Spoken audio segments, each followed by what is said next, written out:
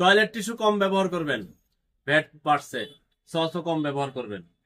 কামটা কি হচ্ছে আই লাভ ইউ সরকারের? হ্যাঁ, এই দেশের জনগণ হচ্ছে রোহিঙ্গা, এদের কাজ হচ্ছে ভ্যাট আর ট্যাক্স দেওয়া আর আইডি কার্ড আর কি এই জন্ম নিবন্ধন সংশোধন করা, ঠিক করা, ওই আবার আলগাপাতি দিতে হয়। কামটা কি হচ্ছে দেন, পোশাক খাতে 7.5%, এখন 15%, রেস্তোরাঁয় 5, এখন করছে 15, মিষ্টিতে 7.5, এখন করছে 15, টিস্যু ছিল 7.5, এখন কয় 15%, এলপি গ্যাস 5 ছিল, এখন 7.5, তারপরে দাম বাড়িয়ে যাবে। আচার, চাটনি, সস 5 ছিল, এখন 15 করছে, বিস্কুট 5 ছিল, 15 করছে, চশমার ফ্রেম, রিডিং গ্লাস 5 থেকে 15 করছে, মুঠোফোন সেবা 20% ছিল, পলকে করছিল 15 থেকে 20, নাহিদে করছে 20 থেকে 23, হাততালি দিবেন নাহিদ পেরে। ফলের রস 10 থেকে 15% করছে, আম, কমলা লেবু, আঙ্গুর, আপেল, নাশপাতি 20 থেকে 30%, 20% ছিল, 30% করছে। আকাশ পথে ভ্রমণ কর, আপনি যাইতেন না, বাজাই দিছে। দেশের অভ্যন্তরে 500 থেকে 500 যেটা ছিল, এখন 700 দেশের অভ্যন্তরে। সার্কভুক্ত দেশ 500 থেকে 1000, এশিয়া মহাদেশ 2000 ছিল, এটা 2500, ইউরোপ আমেরিকা সহ অন্য দেশ যেটা 3000 ছিল, এটা 4000, তার সার্কভুক্ত দেশ ছাড়া। 100 পণ্যের উপরে মাঝপথে, আমরা জানি জুনের অর্থ বছরে কারবার হয়, কিন্তু জনগণকে গণেই নাই, তোয়াক্কাই করে নাই। ওদেরকে আইএমএফ শর্ত দিছে $1 বিলিয়ন ঋণ দিবে, ওই ঋণের কিস্তি কিন্তু আমরা দিব।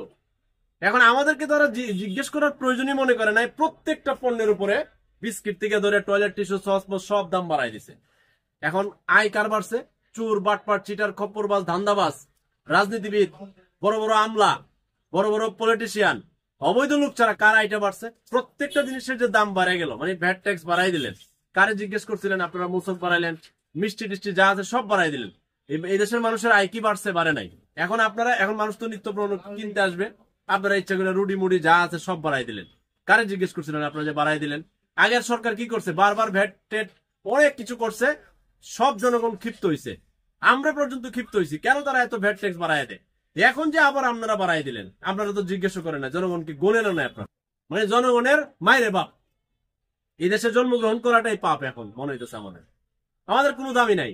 71 থেকে 24 পর্যন্ত এই যে হাজার মানুষ মারা গেল, একটা নতুন বাংলাদেশ, সুন্দর বাংলাদেশ, স্বাধীন রাষ্ট্র, সার্বভৌমত্বের বাংলাদেশ, দুর্নীতিমুক্ত, ঘুষমুক্ত, সিন্ডিকেট মুক্ত, খাদ্যদ্রব্য ভেজাল মুক্ত বাংলাদেশের লড়াই ছিল। এত প্রাণ ঝরল, এক ফুটা চেঞ্জ হয়েছে? চেঞ্জ হয় নাই। এবার সবাই আশা করছিল, আছে 71-এ হয় নাই, 90-এ হয় নাই, 24-এর লড়াইয়ে হবে। সবাই আশা দেখছে, স্বপ্ন দেখে না মানুষ, আমরাও দেখছি আমাদের পরবর্তী প্রজন্ম আচ্ছা ঠিক আছে সুন্দর একটা দেশ পাবে, আমরা না হয় তিক্ত অভিজ্ঞতা নিয়ে বড় হইলাম। এখনকার পরের প্রজন্ম এই অভিজ্ঞতাই বড় হতে হবে। আবারও হয়তো কোনোদিন 10-15 বছর পরে আবারও আবেগের লড়াই হবে, আবারও নতুন দেশপ্রেমের লড়াই হবে। লড়াইয়ের শেষে এদেশের মালিক তো জনগণ না, সংবিধানে লেখছে এদেশের মালিক হলো বড় বড় রাজনৈতিক দল। এরা আবার রাজনৈতিক গেরা করলে আবার দেশকে পুরনো বাংলাদেশে নিয়ে যাবে। সুতরাং এই দেশে যে সরকারই বসে, এই যে অন্তর্বর্তীকালীন সরকার, এরাও মনে করে জনগণের মাইরে বাপ। আর এই কারণে বলছি এই দেশে জন্মগ্রহণ করা পাপ। আমাদেরকে ওরা গণে না, কেউই গণে নাই। 71 থেকে এই পর্যন্ত যতজন দেশ চালাইছে এরা জনগণকে গণে না। গণলে আজকে এইভাবে একটা হঠকারী সিদ্ধান্ত নিতে পারতো না। 100 পণ্যের উপরে মোবাইল ইন্টারনেট সেবা সহ সব কিছুর উপরে বাড়াই দিলেন। কাজটা খুব খারাপ করছেন, এই জায়গা থেকে সরে আসেন। আইএমএফ এর মাইরে বাপ, কারণ আইএমএফ এতে লোন আনবেন, কিস্তি আমরা চালাবো, আর এরা শর্ত দিচ্ছে আমাদের উপর ভ্যাট ভরে দিচ্ছেন। কারণ জনগণ আপনাদেরকে থইব না। একটু সাবধানের সিদ্ধান্ত থেকে সরে আসার বিনীত অনুরোধ রাখছি দেশের নাগরিক হিসাবে।